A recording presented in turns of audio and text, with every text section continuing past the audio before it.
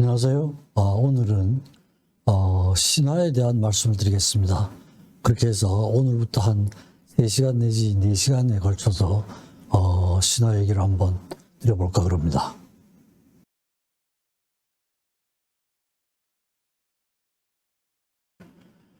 대개 오늘 강의는 이런 순서로 말씀드리겠습니다. 서론 부분에서는 대개는 그 인간과 신화와의 관계, 왜 인간의 삶에 신화가 필요한가, 신화가 어떤 역할을 하고 있는가, 이런 거에 대한 말씀을 좀 드리고요.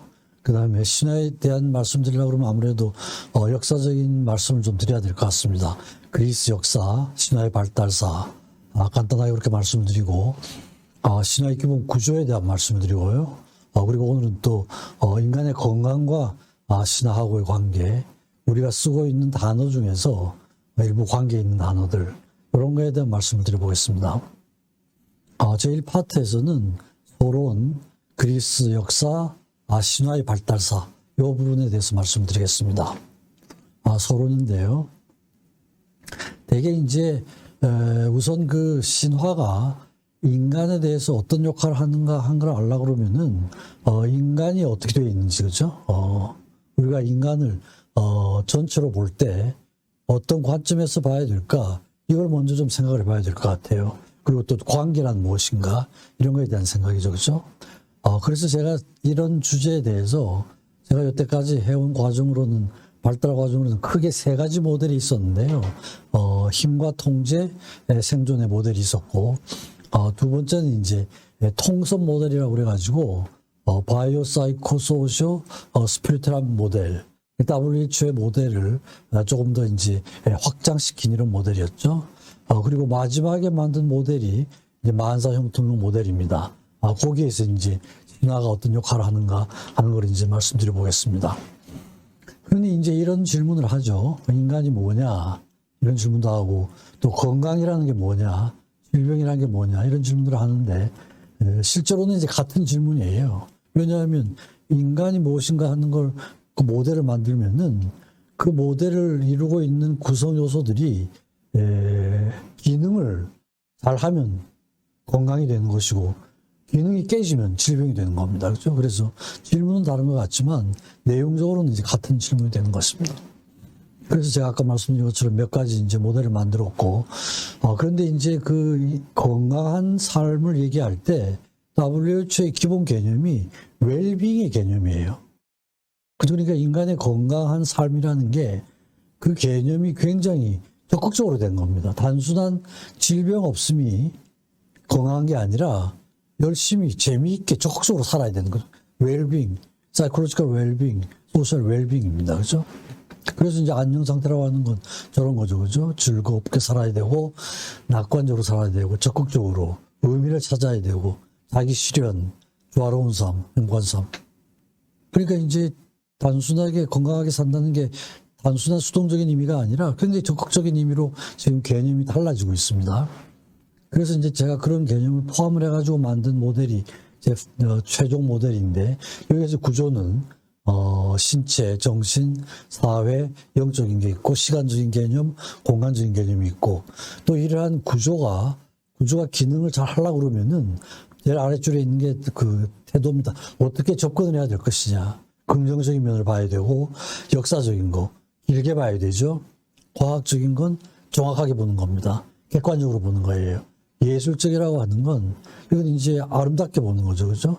그 다음에 종교, 여기에 신화, 철학, 윤리 이런 게 포함이 되는데, 이건 이제 깊게 보는 거죠. 인간이란 존재가, 생명이란 게 얼마나 소중한 존재인가, 이런 걸 깨닫는 과정이 되는 거죠. 그러니까 이렇게 여러 가지 복잡한 과정을 거쳐야 인간을 이해할 수가 있고, 건강 상태를 이해할 수가 있고, 질병 상태를 이해할 수가 있는 겁니다. 그래서 이제 제가 만사형통 모델을 개발할 때 저런 태도들이죠. 긍정적인 거, 역사적인 거, 과학적, 예술적으로 간단하게 말씀드리면은, 긍정적인 거라는 건 말 그대로 긍정적인 거죠. 그렇죠? 근데 저거는 이제 그 셀리그만이라는 사람이 심리학자인데, 그 사람이 우울증을 치료를 하면서 생긴 개념이에요. 그래서 우울증 환자가 굉장히 비관주의적인 이런 생각이 많은데, 치료를 하면은 비관주의는 약화시켜 줄 수가 있는데 낙관주의가 강화되진 않는다는 거죠. 그죠?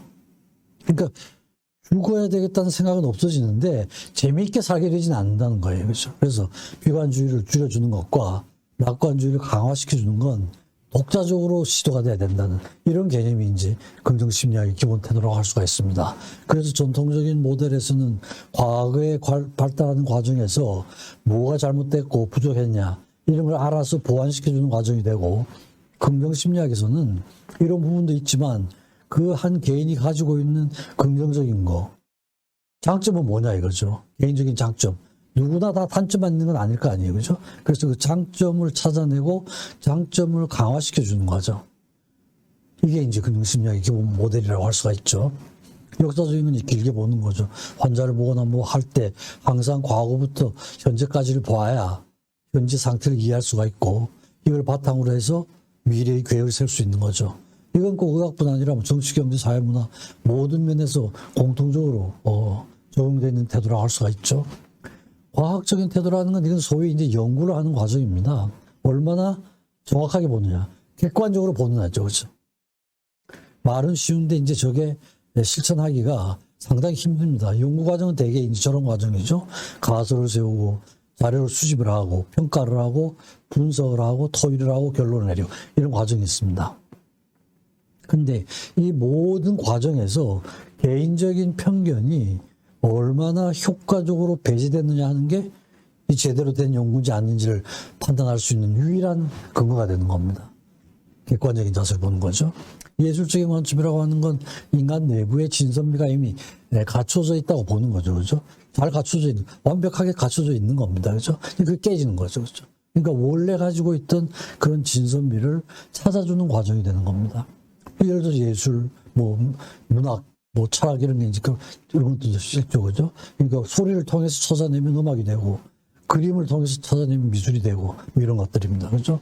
그래서 원래 가지고 있는 그런 장점을 찾아주는 과정이 되는 거죠. 종교, 신화가 이제 여기서 작용을 하는 겁니다. 인간에 대해서 얼마나 소중하게 대하는 태도. 그러니까 종교와 정신이학, 신화와 정신이학 이런 분야에서는 신화를 아주 중요하게 다루고 있죠. 종교, 신화, 문학과 신화, 미술과 신화. 그러니까 신화가 저는 영적인 삶에 미친 영향이 어마어마하게 많거든요. 그죠? 그러니까 알게 모르게 역사적으로나 현재까지 이르기까지 신화의 영향을 받고 있는 겁니다. 그죠?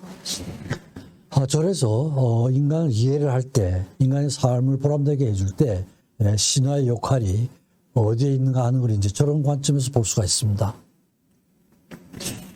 서양 문화의 양대 뿌리를 보면 헬레니즘과 헤브라이즘이죠. 헤브라이즘은 기독교 문화라고 할 수가 있고, 헬레니즘은 소위 그리스, 로마 이런 겁니다. 그죠? 거기에서 이제 두 가지가 큰 축이라고 할 수가 있는데, 이 양쪽이 이제 서로 대립도 하고 보완도 하면서 전체적인 문화가 발달이 되는 과정이라고 볼 수가 있죠. 신화라 그러면 말 그대로 신의 이야기잖아요. 그죠? 그래서 신을 중심으로 한 그 역사 이전, 생긴 건 역사 훨씬 이전부터 생겨왔던 거죠. 그죠? 그래서 아주 문명이 생기기 이전에 고대인들이 원초적 감각으로 받아들인 세상 체험. 역사 이전이죠. 그죠? 문자가 생기기 이전. 그걸 이제 담은 이야기입니다. 그죠? 그렇지만 그 내용 중에는 상상력이 이제 발휘된 게 상당히 많죠. 그래서 영어로는 미토스라고 그러고 미투스 비슷한 말입니다. 말 또는 이야기, 이게 이제 신화를 번역한다면 그렇게 돼요. 이야기죠, 이야기, 말. 그러니까 로고스, 파토스, 미토스 이렇게 하면 이성, 감성, 이야기 이렇게 이제 구분해서 볼 수가 있을 것 같아요. 그래서 대개 이제 지금 말씀드린 건 과연 그 신화가 인간의 삶의 어떤 부분에서 영향을 미치는가 이런 거에 대한 말씀드렸고, 신화에 대한 역사를 간단하게 말씀드리면은 되게 이제 그리스에서 이제 출발이 된 거니까 뭐 꼭 그렇지는 않습니다만, 일단 그리스 역사를 살펴보면은 일단 이제 초기의 문명은 민화죠, 그죠? 민화 문명 BC 2200년경입니다. 그 후에 미케네 문명이 나오고, 이때 이제 그 미케네 문명의 말기쯤 가서 그 트로이 전쟁이라는 게 발발하게 됩니다. 그래서 하인리 슐리만이라는 사람이 그 책을 보다가 그게 단순한 상상이 아니라 실질적인 역사의 가능성이 있다고 생각을 하고 발굴을 해가지고 찾아내죠. 그죠? 하인리 슐리만. 아마추어 탐험가입니다. 아마추어 탐험가예요. 근데 결국 찾아냈죠. 그죠? 그 다음 BC 776년에 올림픽이 이제 시작이 되는 거죠. 최초의 올림피아 제전이 시작이 됐고, 그 직후에 이제 BC 750년에서 한 700년 이때 호메로스가 일리아스 오디세우스를 쓰죠. 그게 이제 최초로 신화가 문자화되는 겁니다. 그 전까지는 구전이죠. 구전으로만 내려오다가 그 구전으로 내려온 내용을 호메로스가 일리아스 오디세우스를 쓰면서 문자화되는 겁니다. 그렇죠? 문자화되는 거예요. 최초로 문자화가 되죠. 근데 그 후에 와서 이제 페르시아하고 싸우면서 아테네하고 싸우면서 아테네가 이기죠. 그죠? 마라톤 전투가 이제 BC 490년에 생기고 그 후에 소포클레스의 비극. 그러니까 신화가 이런 그 작가들에 의해서 비극, 희극 작가들에 의해서 각색이 되는 이런 과정이 있습니다. 각색이 되면서 공연이 되는 이런 단계가 있습니다.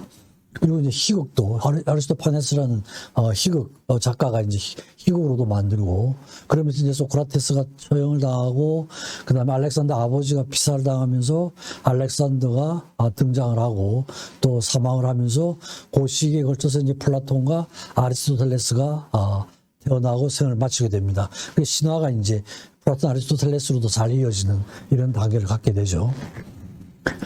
신화의 발달사를 보면 지금 잠깐 말씀드렸습니다만 호메로스에 의해서 최초로 문자화됩니다. 그리고 말씀드렸다시피 거기서 나오는 트로이 전쟁이 이게 단순한 소설이 아니라 역사적인 사실일 것이라는 그런 감을 잡고 그 실만 사람이 사업을 해서 돈을 많이 번 다음에 그 돈을 저게 투자를 합니다. 해가지고 발견해내죠. 단순한 소설이 아니라 역사적인 사실이었다는 걸 발견을 하죠. 그죠?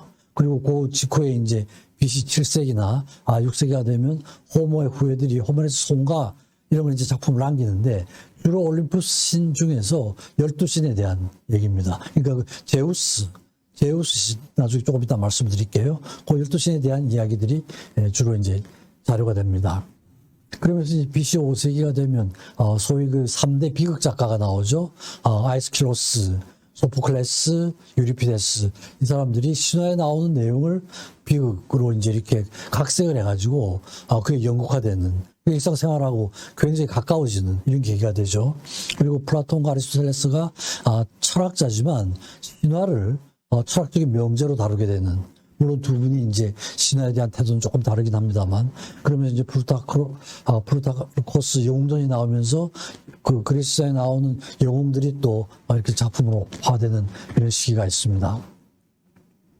신화에서 이제 플라톤과 아리스토텔레스도 상당히 중요성을 인식을 했는데 두 분 다 공통적인 점은 이게 신화라는 게 완전한 허구여서는 안 된다 이런 걸 했습니다. 완전히 엉터리로 얘기를 만들어서는 안 되고 있음직한 이야기를 해야 된다.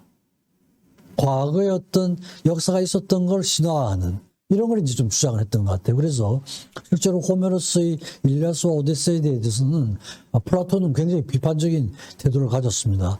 너무 이게 진실이 바탕되지 않은 내용들이 너무 많다. 이런 생각을 가졌던 것 같아요. 그렇게 했고, 플라톤의 제자지만 아리스토텔레스도 기본적으로는 플라톤하고 비슷한 생각을 가지고 있었는데, 호모의 일리아스 오디세이에 대해서는 수용적인 태도를 가졌던 이런 게 약간 차이가 있습니다만, 기본적으로는 완전한 허구는 되질 않고, 있음직한 얘기를 가르쳐주고 교육적인 이런 기능을 해야 된다. 이런 이제 태도를 가지고 있었던 것 같습니다. 대개 이제 그리스 로마 신화로 그렇게 얘기를 하지만 이제 그리스 신화가 로마로 넘어가는데 거의 99.9% 겹쳐져요. 이름만 다르죠. 이름만 다른데 지금 여기 보여드리는 야누스죠. 야누스만 그리스 신화에는 없고 로마에만 나타나는 신은 이 야누스 하나입니다. 하나예요. 얼굴이 두 개죠, 그죠? 양쪽 얼굴 두 개 가진 신인데, 실제로는 이제 God of Beginning, 시작하는 신, 또는 그 문을 지키는 수호신, 이런 기능을 했거든요. 그러니까 이제 시작을 하니까, 보면은, 왼쪽으로 보면 과거가 되고, 우측으로 보면 미래가 되는 거예요, 그죠? 그러니까 이제, 얼굴이 두 개인 이런 거죠. 그러니까, January, 제뉴리가 1월이잖아요. 1월의 오리진이 이 야누스에서 나오는 겁니다. 달이. 1월이 시작하는 달이잖아요. 그죠? 1월. 그래서 이제 1월이 제뉴리가 된 게 야누스에서 온 겁니다. 1월도 사실은 돌아보면 12월이고 우측으로 보면 2월이 되잖아요. 그죠? 양쪽 얼굴 가진 이런 거고, 나머지 신은 뭐 그리스 신하고 이름만 다르고 다 겹쳐집니다. 로마 시대에 이제 아주 또 뛰어난 신화 작가가 있었죠. 오비디우스 한 사람이 변신 이야기라는 걸 썼는데, 여기에서 이제 그리스 신화를 이름을 바꾸면서 로마화한 신화입니다. 이 책이 이제 기본 텍스트가 됐던 것 같아요. 그 후에 나오는 여러 가지 시인들이나 예술가들한테 미친 영향이 이 텍스트를 바탕으로 해서 나온 것들이 많습니다. 그리고 베르길리우스라는 사람이 영웅서 사실을 썼고, 또 세네카라는 사람은 그리스의 비그, 아이스키로스, 소포클레스, 유리피데스, 이 사람들의 전통을 잇는 이런 역할을 이제 로마에서 했습니다. 중세로 오면서는 완전히 이제 헬레니즘은 죽게 되죠. 그죠? 완전히 기독교 중심 문화가 펼쳐지는 시기죠. 그죠? 그래서 모든 흐름이 헤브라이즘으로 넘어갔고, 그래서 이제 헬레니즘은 완전히 거의 죽다시피 했고요. 르네상스가 되면서 다시 이제 그 헬레니즘이 살아납니다. 인간 중심의 그런 문화가 되면서 그리스 로마 시대가 화려하게 부활을 하게 되죠. 르네상스 시대에. 그러면서 인본주의, 합리주의, 현실주의가 부활을 하고, 특히 이제 르네상스 시대의 인문주의자들에게는 그리스 로마 신화가 생명의 보험사와 같았다, 이런 기술을 하고 있습니다. 화려하게 부활을 하게 됩니다. 그 후에 이제 칸트에 와서 중세 때는 아주 철저한 기독교 신화였지만 헬레니즘이 다시 살아나면서 그런 그 신화가 철학의 영역으로 들어오게 되는 이런 역할을 한 사람이 칸트입니다. 그렇죠? 그래서 예술가나 작가의 작업을 정리하고 통일시키는 이런 걸 했고, 또 플라톤과 아리스토텔레스의 그런 사상을 철학과 신화를 연결시키는, 이걸 다시 부활한 사람이 칸트라고 할 수가 있습니다. 그래서 저 18세기가 되면은 신화가 꼭 그리스 신화뿐 아니라 기독교도 신화적인 측면에서 보는 이런 경향이 좀 생겨났고, 그리스뿐 아니라 다른 민족에도 신화가 많이 있잖아요. 그죠? 그러니까 꼭 그리스뿐 아니라 다른 민족의 신화도 관심을 가지고 연구를 해야 된다. 이런 운동이 좀 일어났던 시기라고 할 수가 있습니다. 그래서 비코 같은 사람이 이제 자기 철학에서 또 구체적으로 신화를 아주 필수적인 부분으로 집어넣은 이런 게 있고, 그런 전통이 괴테, 실러, 셸링, 헤겔 이런 철학자들에 의해서 정점에 이르게 됩니다. 그래서 20세기에 들어오면은 신화 연구에 대한 담론들이 생기는데, 타일이라는 사람이 또 이 사람이 이제 역시 또 플라톤, 아리스토텔레스 과거의 전통을 철학적으로 한 이런 것도 있고, 또 이 사람은 특히 그리스 신화나 기독 신화보다는 그 외의 다른 민족의 신화도 연구의 대상으로 삼아야 되고, 이런 것들과 그리스 로마 기독 신화하고 서로 비교를 해야 된다, 이런 주장을 했던 겁니다. 그래서 이제 그리스 신화뿐 아니라 원시 문화에서 있었던 그런 신화 얘기들, 이런 걸 이제 연구를 하기 시작한 사람이 타일러라고 할 수가 있습니다. 그렇게 해서 20세기 후반에 오면은 캠벨이라는 사람이 이제 신의 가면이라는 저런 책을 썼는데, 저기에서 이제 구체적으로 신화의 주요한 기능이 뭔가, 그래서 네 가지로 요약을 했습니다. 존재의 신비 앞에서 경외심을 자아내는 이런 기능이 하나 있고, 또 우주에 대한 관심을 갖는 거죠. 그렇죠? 우주가 어떻게 생겨났고, 우주란 무엇인가, 인간과 우주와의 관계는 어떻게 되는가, 이런 거에 대한 이해를 하려는 시도를 했고요. 또 신화의 사회적 기능으로 집단 생활을 할 때 신화가 그 집단 생활의 적응을 얼마나 효과적으로 도와주느냐, 소속감을 갖도록 해주는데 얼마나 효과적인 기능을 하느냐, 이런 주장을 했고요. 자신에 대해서, 자기 내면에 대해서 통찰을 해준다. 그러니까 신화적인 요소가 개인의 내부에도 있을 수 있다는 이런 생각을 갖게 한 것이 상당히 중요한 그런 통찰이라고 할 수가 있죠. 그죠? 그래서 개인, 사회, 우주, 생명에 대한 외경심, 이런 걸 이제 강조했던 그런 학자라고 할 수가 있습니다.